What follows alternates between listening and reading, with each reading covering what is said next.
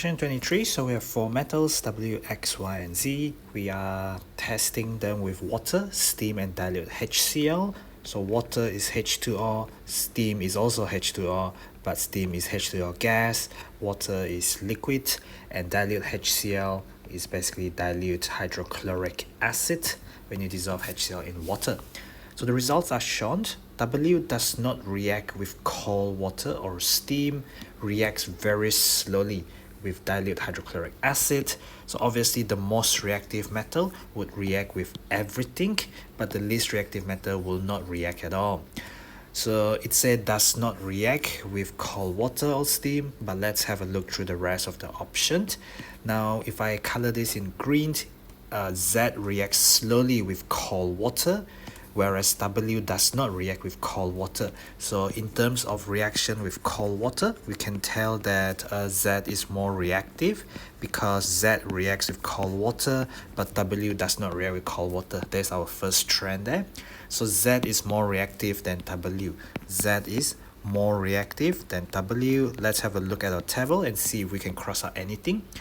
Most reactive to less reactive, Z is more reactive than W. So here W is more reactive than Z, so A must be wrong. W is more reactive than Z, B must be wrong. Z is more reactive than W, Z is more reactive than W. At least now we have 50% chance of getting the correct answer and not just randomly guessing, because you can read the question and interpret information. Okay? So let's have a look now. Y reacts vigorously with cold water. So just looking at cold water, vigorously mean very reactive, very fast. All right. So this one reacts slowly. This one does not react with cold water, but this reacts very vigorously with cold water. And last but not least, I have X does not react with cold water. So this is just like W does not react with cold water, but W reacts slowly with dilute HCl. But X reacts moderately fast with dilute HCl. So in terms of reaction with HCl, if I look at reaction with HCl, I can tell that X is more reactive than W in terms of reaction with HCl. So X is more reactive than W. But anyway, so in terms of with cold water, Y is going to be the most reactive with cold water. So Y is more reactive than W or Z. So Y is more reactive than Z, which is more reactive than W in terms of reaction with cold water. So Y is more reactive than Z, more reactive than W, but X is more reactive than W.